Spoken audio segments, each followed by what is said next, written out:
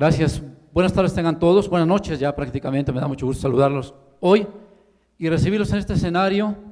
Y vamos a comentar un poco acerca de estos temas de justicia restaurativa.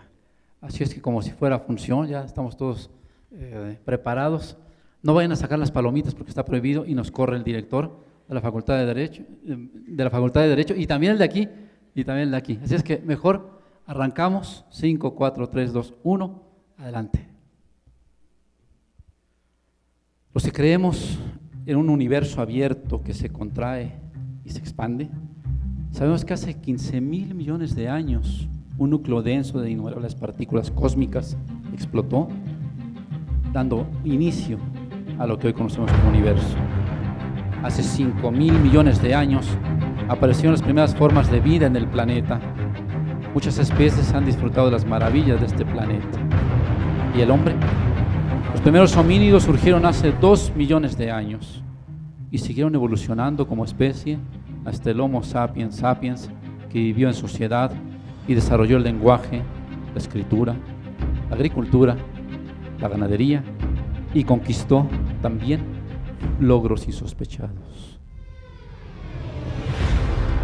Renacimiento, ciencia, pintura, revolución industrial, desarrollo, pero también guerras, conquistas, holocaustos, divisiones, aceptaciones.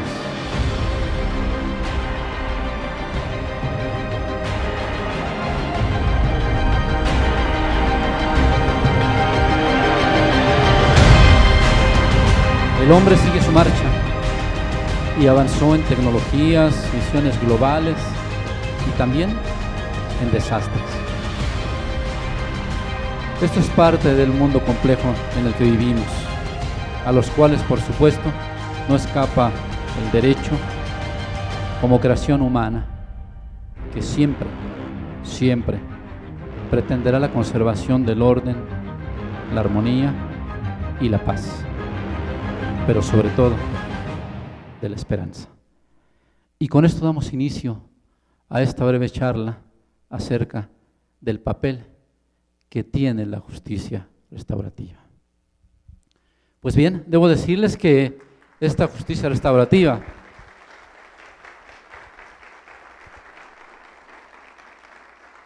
gracias. Debo decirles que más allá de la concepción biológica que tiene el hombre y el desarrollo biológico, hay otros rasgos distintos. Dentro de estos rasgos distintos están las concepciones filosóficas acerca de la persona. Y desde ahí quiero iniciar. Es casi el comienzo para poder comprender los alcances de la restauración. Estas concepciones biológicas dicen que el ser humano se distingue de otras especies por varias cualidades. La primera de ellas, la racionalidad, la inteligencia. La inteligencia es una capacidad que solo le compete al ser humano. Y muestra de eso, como lo he dicho en otros foros, es que están aquí hoy.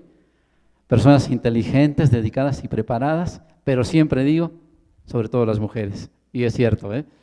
Así es que este es uno de los rasgos esenciales, pero hay otros más, la cultura. La cultura es una creación propia de la especie humana que permite darle contenido y significado a las cosas y además un entorno de desarrollo. Y otra de las cualidades, la socialización. No es solo por instinto, sino al contrario, es socializar bajo un fin concreto.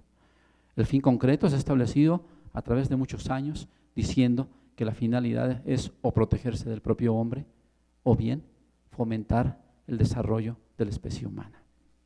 Así está, eso dice la filosofía. Y otra de las grandes cualidades es la conciencia moral.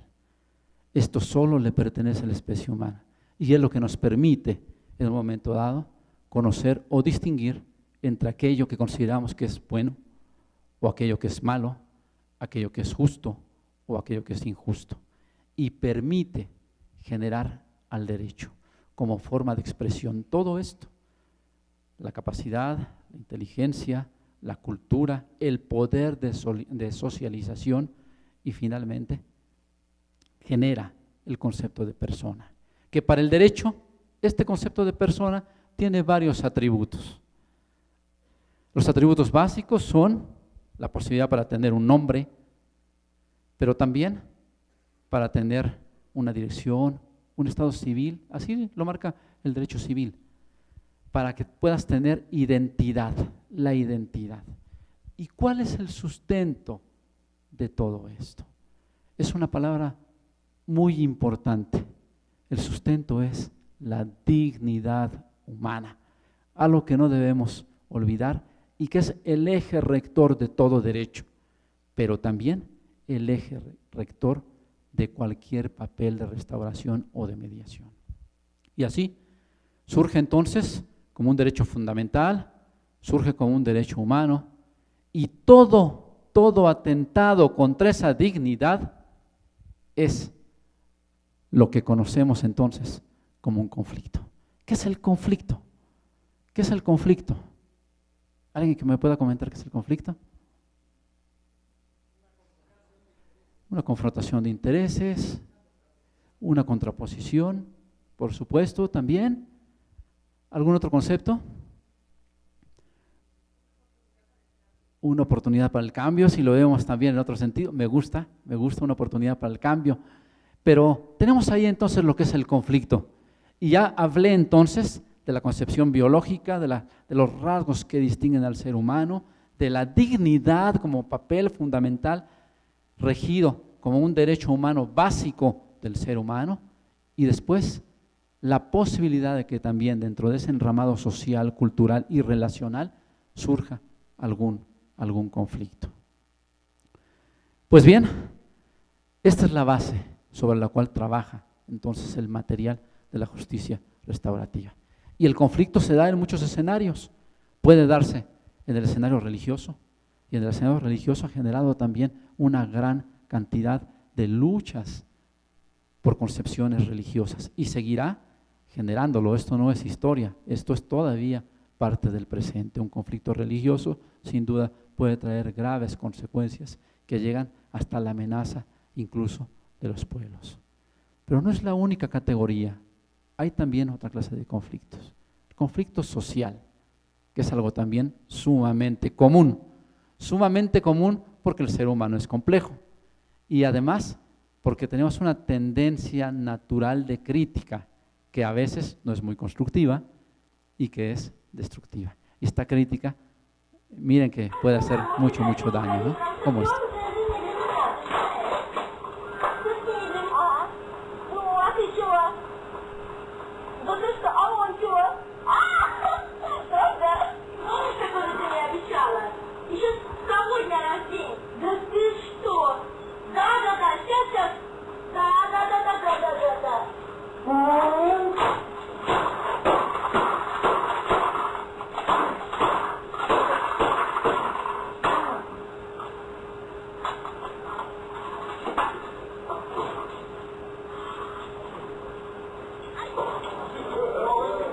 Bueno, una clase de conflicto social, pero hay muchísimo conflicto social. A veces es inexplicable que hasta por boberías genera un conflicto. Por la forma como el otro viste, por la forma como el otro camina, por la forma como el otro habla, por lo que dijo, por lo que no dijo, por lo que se guardó, por lo que se quedó, etcétera. En Cuba dicen que el mono no se ve su cola, y es algo parecido, ¿no? Somos muy dados para criticar, pero pocas veces reparamos en lo que hacemos nosotros. Pues esta es parte del conflicto social.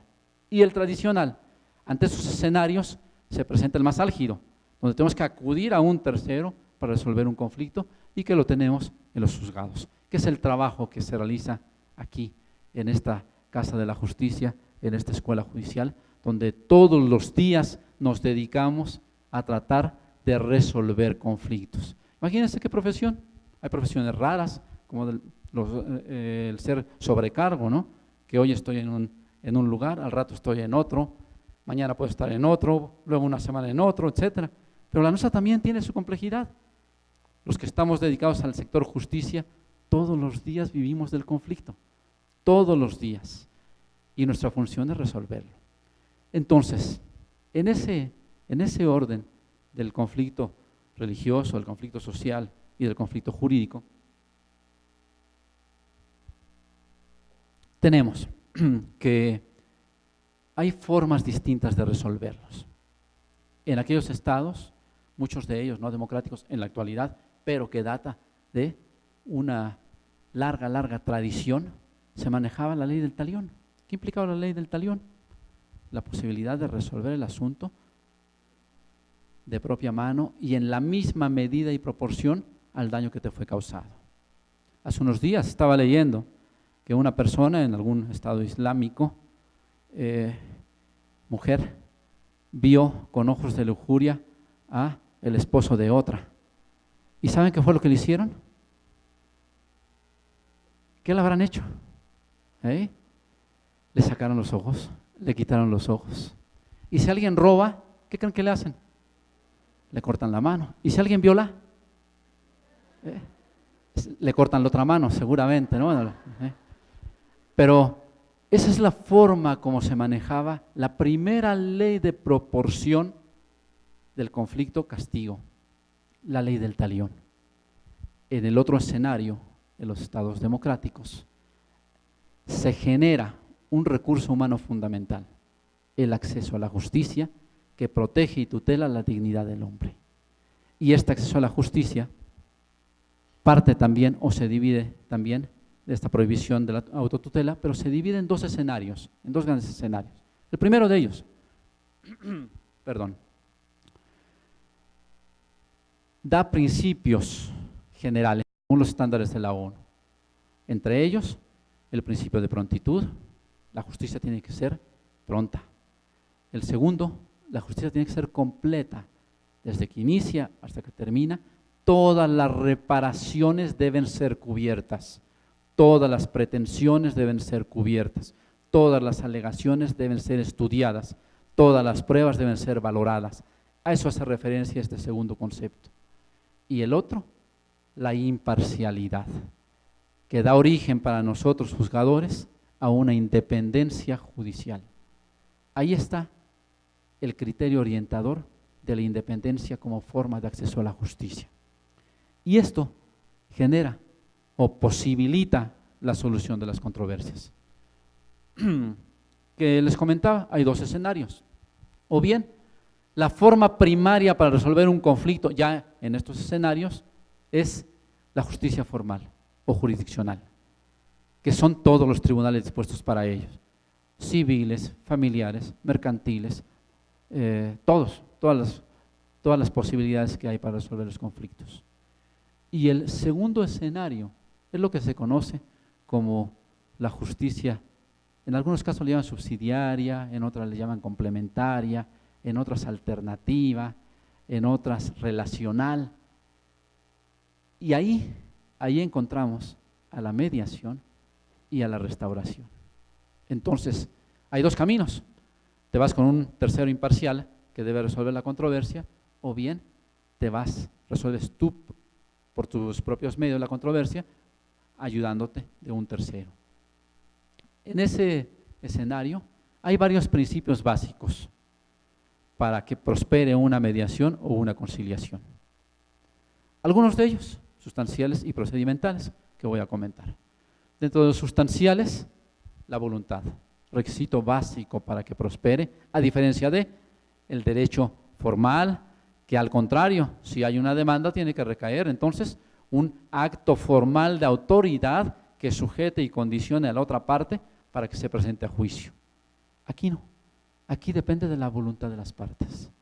Si alguien dice, no me interesa participar en ninguna forma de mediación ni de justicia restaurativa, se acaba en automático. Es más, ni siquiera inicia este proceso. Pero también requiere trabajar mucho en la aceptación de culpas, que esto los mediadores lo conocen perfectamente, la aceptación de la culpa. Y además se requiere para el inicio el consentimiento informado.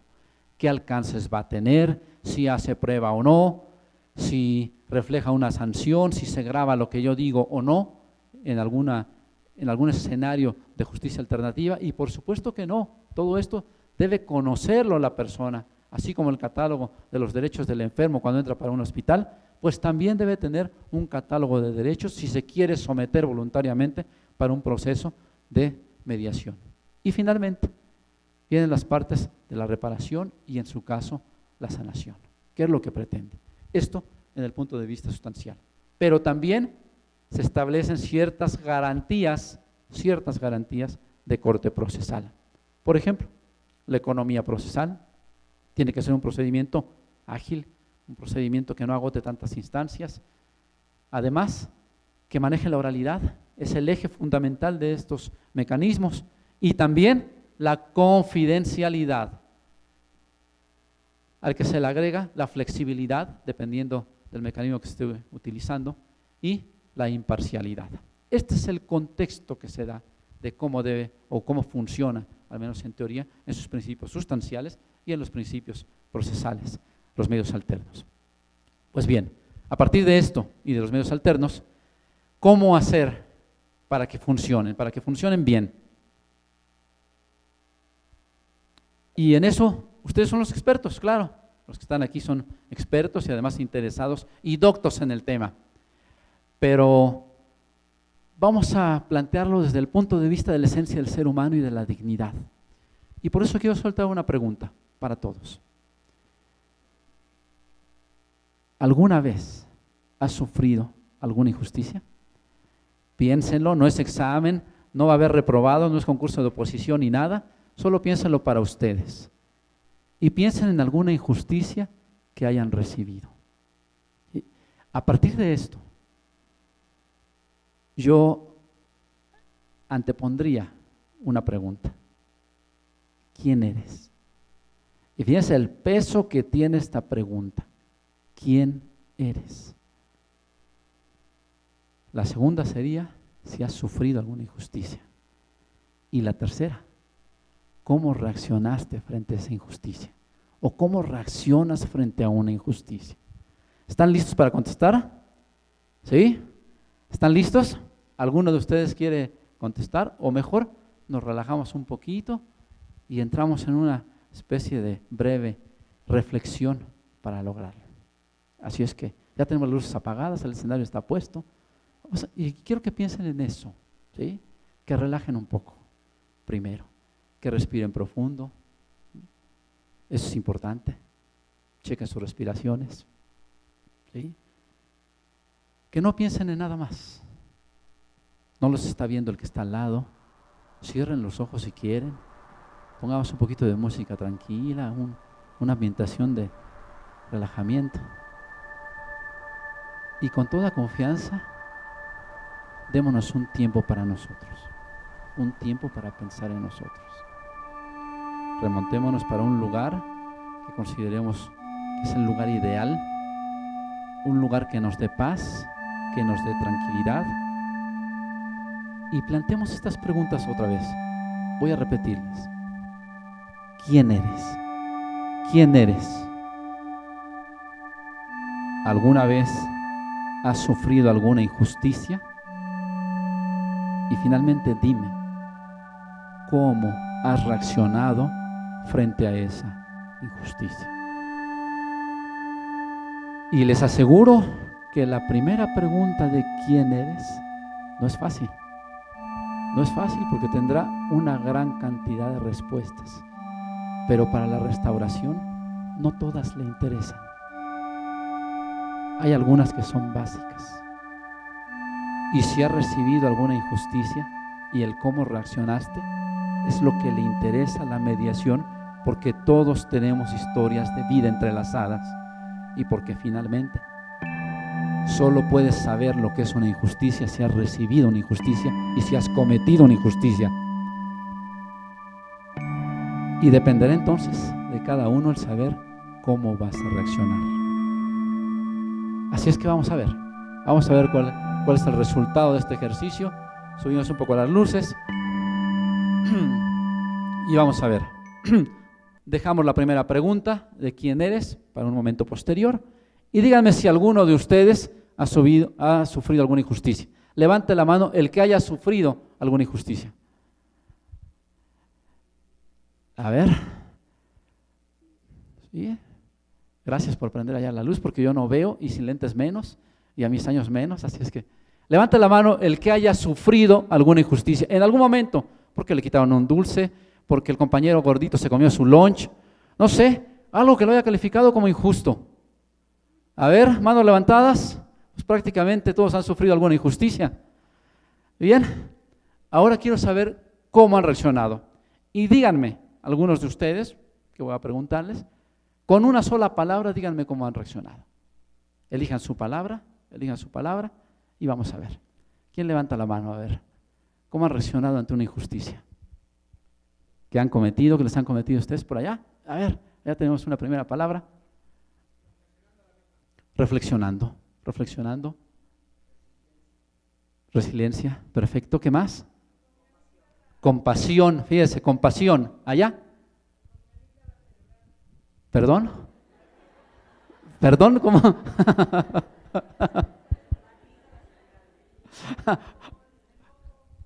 Con enojo, con furia, ¿sí? ¿Con qué más? ¿Alguien más? Con tristeza, ¿sí?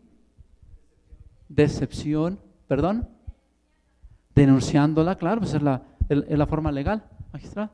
Con dolor, fíjese, pues efectivamente, con decepción, con dolor, con odio, con coraje, que son los sentimientos obvios de naturaleza humana ante algo que considero que es injusto, por dignidad, fíjense, por dignidad de la persona.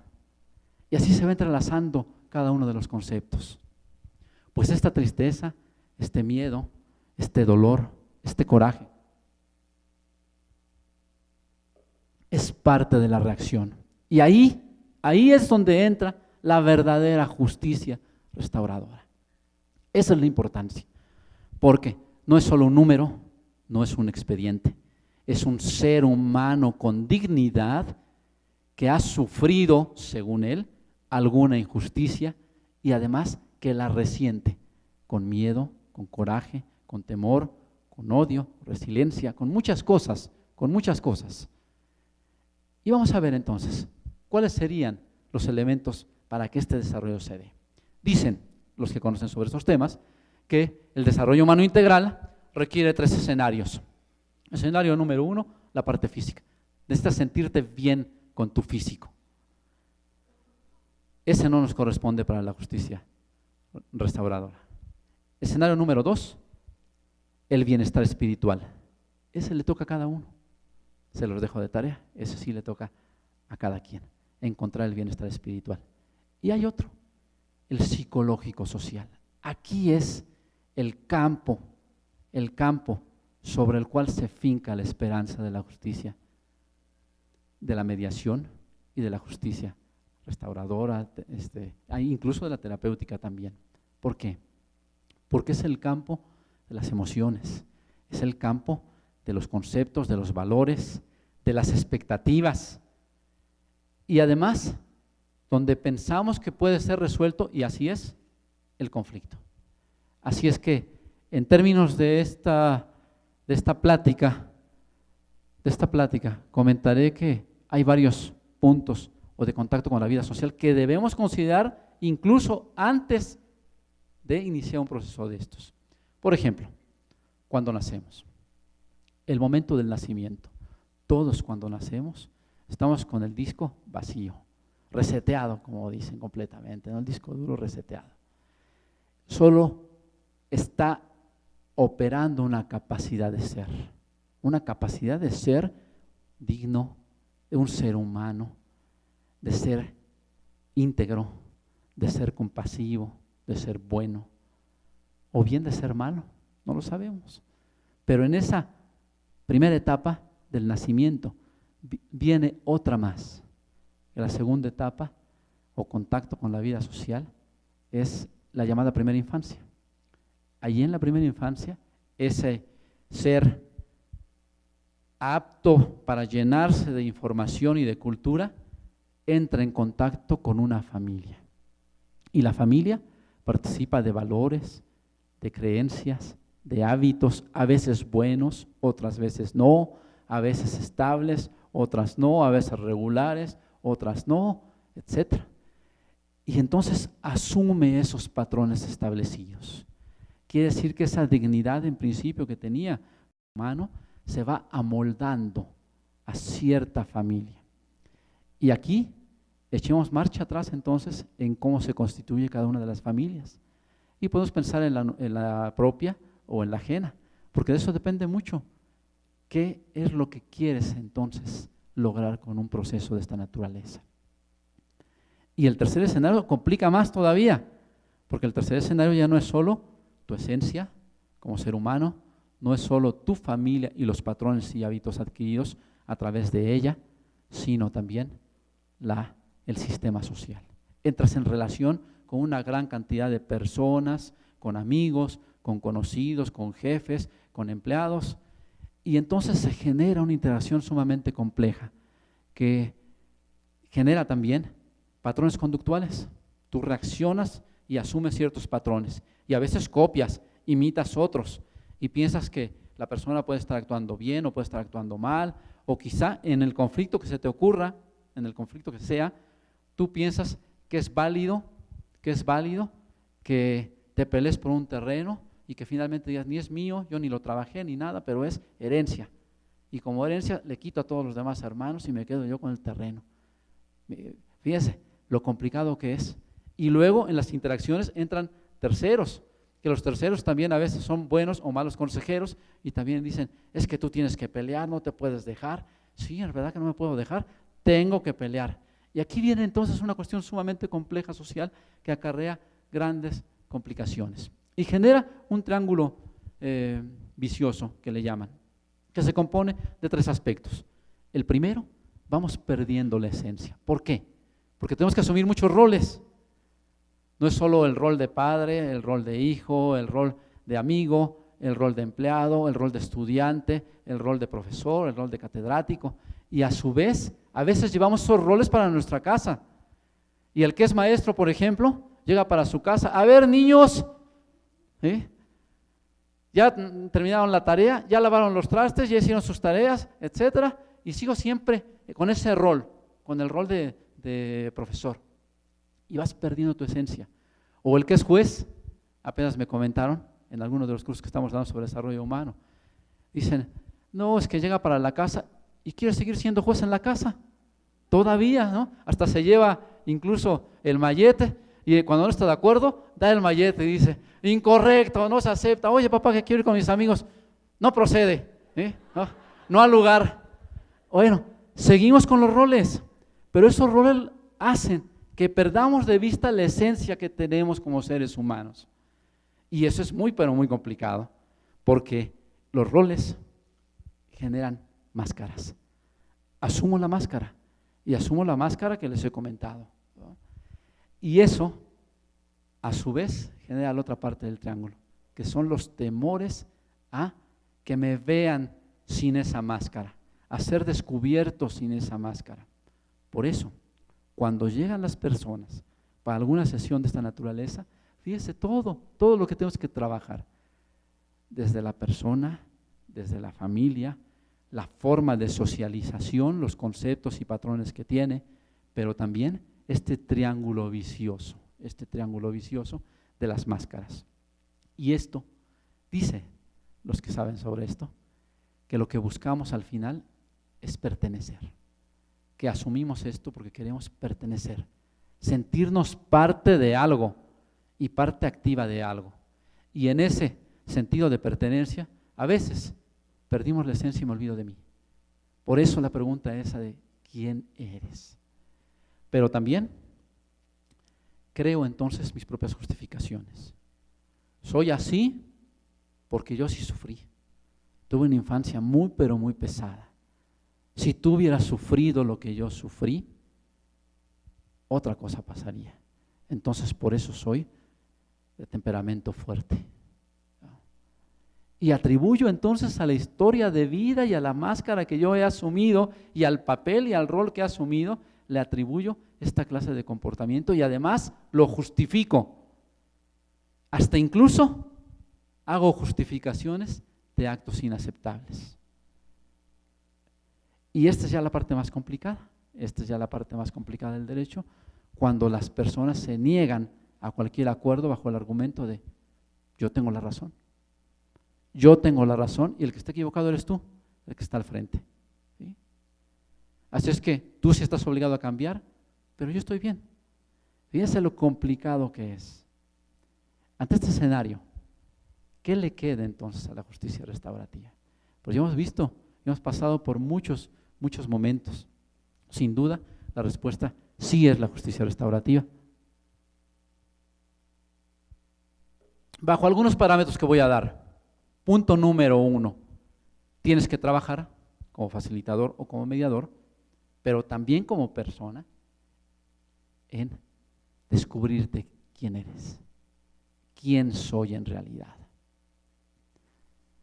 Y quizá alguien diga, no, yo soy juez, yo soy profesionista, yo soy abogado. Y podrán seguir los soy, que es una máscara, otra, y que finalmente te tienes que ir quitando las capas hasta que digas, soy un ser humano que siente, que vive, que teme, que goza, que disfruta. Y esa es la parte de la esencia que tiene que descubrir un proceso de restauración, un proceso de mediación. Y otro, sin máscaras. Por eso digo que sin máscaras. Y esto tiene que ver con evitar entonces la negación o el silencio, que también es otra cosa, ¿no? En algún conflicto yo puedo decir, prefiero no hablar, no hablo, yo no tengo la culpa y para no meterme en pleitos, mejor no hablo. Entonces hay que sacar y extraer otra vez ese ser que posibilite generar este mecanismo. Y además vienen más preguntas. ¿Qué me llevó a mí a actuar así? ¿Y qué hice para provocar el conflicto? Esto implica que a partir de la conciencia de lo que soy, a partir de esa conciencia de quién eres, primero tienes que trabajar en ti. Es un trabajo importante que está en ti, que no está en el otro, pero que a su vez, en su momento, te permite entonces contestar a todas estas preguntas. Y por eso tienes que plantearlas como necesidad frente al otro. Es decir, yo necesité que tú actuaras como mi hermano, no que me quitaras el terreno. No me interesa la parte material. Necesitaba un hermano, necesitaba un apoyo, necesitaba alguien en quien confiar luego de la muerte de tal persona. Y no lo tuve. Pero también implica escuchar al otro, las necesidades de la otra persona, y quizá el otro diga cosas completamente distintas o bien complementarias. Por eso es muy bueno recurrir a estos escenarios de veo tu enfado, sé que hice mal, sé que actué mal, trato de comprender tu dolor y de ponerme en tu posición. Y fíjense qué bonito es ir descubriendo la esencia del ser humano para resolver un conflicto. Si así lo hiciéramos, sin duda, nos ahorraríamos muchos juicios que son complejos, sumamente complejos, porque nunca reparamos en esta capacidad de ser, pero además de ser totalmente, de estar para el otro en todo, en mi pensamiento, en mi corazón, en mi intención. Y esto lo veo mucho con los jueces. Llega el juez, damos inicio a la sentencia o damos inicio a la audiencia. Empieza con la audiencia, está por acá tomando notas, está haciendo otra cosa. No estás para resolver. Tienes que estar al 100 y tienes que hacerle transmitir a la persona de que estás aquí al 100% para escucharlo con todo lo que tú eres, como principio fundamental de la mediación y de todos estos procesos. Me entrego a ti al 100% para tratar de encontrar una solución. Me entrego a ti al 100% para que entre los dos consigamos esa capacidad de ser. Y además, en ver en el otro también la misma esencia del ser humano, que es honrarse a sí mismo y honrar al otro. Fíjense, y ya pasé por varios principios, ya voy en el cuarto, pero el honrarse es dignidad, es la parte de la dignidad, es la parte que a veces tenemos que extraer, y no dignidad en el sentido de ser autosuficiente, ¿no? Por dignidad yo no voy a verlo, no. La dignidad del ser humano va por otro camino, es la posibilidad de saber quién eres y cómo puedes actuar frente al otro. Y finalmente, cuando hay una relación conflictuada, siempre hay daños para terceros. A veces son los hijos, a veces es la familia. Y yo recuerdo bien, voy a comentar una anécdota que hago mucho siendo juez. Siendo juez, recuerdo un momento en el que 2 hermanos ganaron la lotería. Y eso fue porque todos los días que había sorteo, compraban de la caja chica del negocio, compraban siempre el mismo boleto, siempre el mismo boleto. Y sucede que en alguna ocasión uno de los hermanos le dice, oye, me voy de vacaciones, te encargo el negocio. Sí, adelante. Y ese fin de semana compra el boleto y sale ganador. 300 millones de pesos se ganaron, una tremenda cantidad. El hermano regresa de vacaciones, feliz, hermano, ganamos, somos ricos. Y el otro hermano, ¿ganamos? Tú no estabas. Y yo utilicé el dinero de mi bolsa, no del negocio, para pagar el boleto en esa ocasión. Bueno, no les hago más grande la historia porque se puso muy complicado con actas penales, civiles, familiares de todo tipo, y con los hijos también fueron afectados, porque también las familias decían, no le hables a este desgraciado de tu tío, a partir de ahora ya no tienes tío, porque nos está robando dinero. Y yo recuerdo como juez ahí, sin conocer muchas cosas sobre mediación, como le decía, oiga, traten de hablarlo, esto les cayó del cielo, y véanlo como bendición, no lo vean como una separación de familias que va a durar mucho tiempo. Pero sucede que el ser humano es muy complicado. ¿Por qué no atendemos a esto?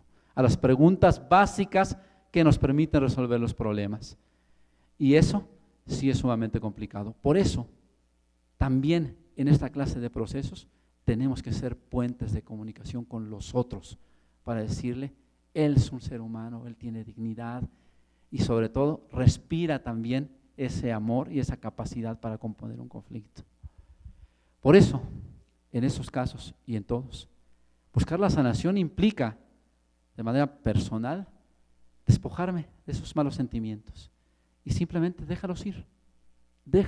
Suena muy fácil, sé que para muchos no lo es y sobre todo para quienes todos los días ven problemas de esta naturaleza, no es tan sencillo, pero al final déjalo ir. Te haces daño tú como persona, haces daño a tu dignidad como humano y además a la dignidad del que tienes al frente. Y además, finalmente, tienes que entrar en esa paz. Por eso somos quienes fomentamos la cultura de la paz. Y a eso hay que apostarle. Y déjate sorprender por ti mismo. Analízate todavía. Todos los días estúdiate tú mismo en tus alcances. Y también, la aventura de conocerte no ha terminado, al contrario, hay muchos terrenos que todavía están vírgenes por conocer, ¿sí? En estos 65 kilitos todavía hay mucho por conocer. ¿Ah? Y eso que estoy un poquito elevado de peso, ahora es cierto. Pero todavía hay mucho por conocer, es a lo que voy. Todos los días díganse que hay mucho todavía por conocernos acerca de cómo ser mejores personas. Porque a veces solo es una cuestión de mensaje. Sin duda es una cuestión de mensaje.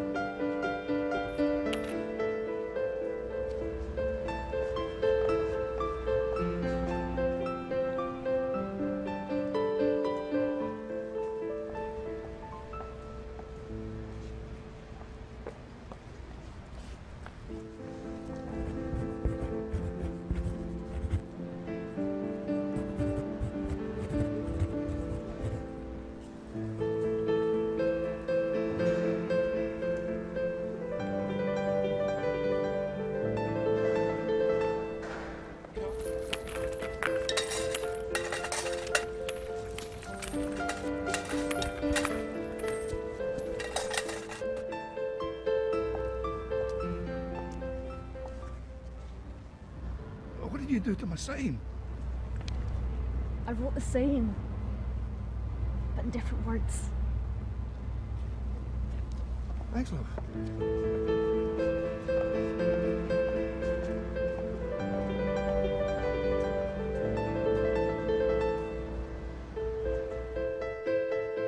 Pues para estos procesos podemos decir lo mismo, pero tenemos que aprender a cambiar el mensaje, a conectar con el otro y a buscar esa esencia de ser mejores seres humanos. Y por eso planteémonos siempre esta pregunta de ¿quién eres realmente? ¿Quién eres? Y cuando te despojes de todas tus máscaras, profesiones, títulos, grados, que a veces exageramos aquí en el Poder Judicial, y me consta, porque a veces yo he escrito a alguien doctor en Derecho y me dice, no soy doctor en Derecho, perdona, soy maestro, doctor, licenciado, abogado, terapeuta, cuido niños, etcétera, etcétera. Y todo eso tengo que poner, todo eso porque mi trabajo me ha costado. Bueno, despójate de eso. La esencia es quién eres realmente, qué persona eres. Y eso hará que funcionen bien los modelos de mediación y de justicia restaurativa por el bien del país que tanto queremos, por el bien del fabuloso y maravilloso país que todos tenemos. Este país que merece siempre mejores ciudadanos, mejores esquemas, que todos los días trabajemos con esa conciencia y que aprendamos a conocernos para dar lo mejor de nosotros al resto de personas, que nos despojemos a veces de las máscaras y que empecemos a trabajar en nosotros mismos. Y esto daría excelente resultado. Así es que, pues con esto les quiero decir que ustedes son los expertos, yo solo soy un aficionado de estos temas, pero lo disfruto mucho porque quiero a mi país, quiero y creo en la mediación y siempre digo que es una de las áreas favoritas de su servidor porque creo en esta clase de procesos. Esto hará mejores tribunales, esto hará mejores ciudadanos, esto hará mejores ciudadanos, pero sobre todo, esto logra mejores seres humanos. Muchas gracias.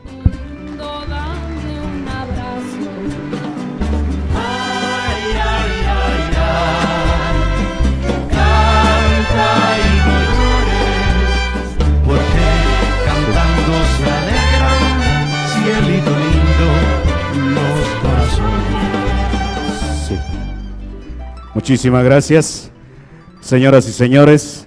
Es así como se da por concluida esta conferencia magistral a cargo del magistrado doctor Sergio Javier Medina Peñalosa.